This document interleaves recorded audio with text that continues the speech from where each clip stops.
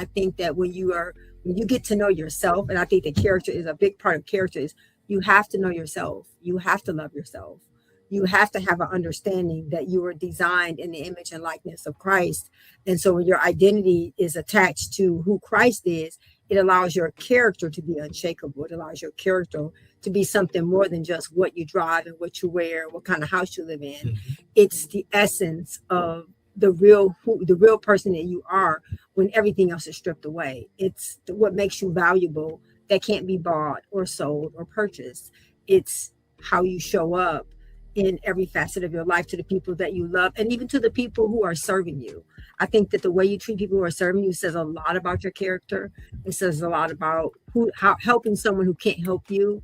That says a lot about your character. And so those things are all more internal, and it's the things that maybe someone may not say, but you have to watch what they're doing. I think that's where the character of a person is really experienced, is over time, and in the bad times, not just in the good times. Because I think also it's a part of the essence of who you are as an individual. Just like the story we told about when we first got together, you're going to display those things at an early age. Some of it is environmental, some of it is just your upbringing, some of it, all those things go into make up who you are. But I think ultimately it comes back to you making a choice. Are you going to do, like the Bible says, right or wrong? It's real simple. He says, I place before you blessings and curses, life and death. So choose life, and it gives you the answer to the test. So it's like, choose the right way, choose the honest way, choose the positive way to do and to interact even in your relationships, because that's going to be the essence of how you build on that relationship over time.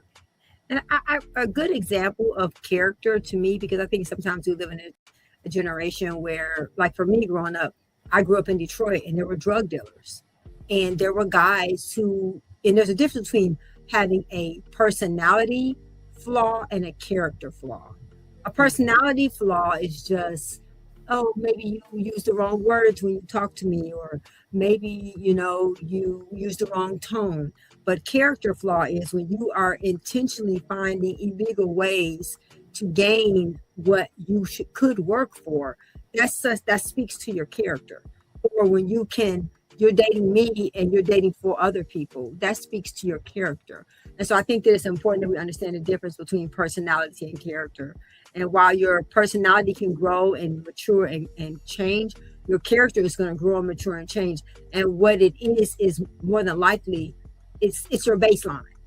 Yeah. Some people, even as a believer and they love Jesus, they still struggle with doing things that are illegal. And that's something that God has to really work out in you.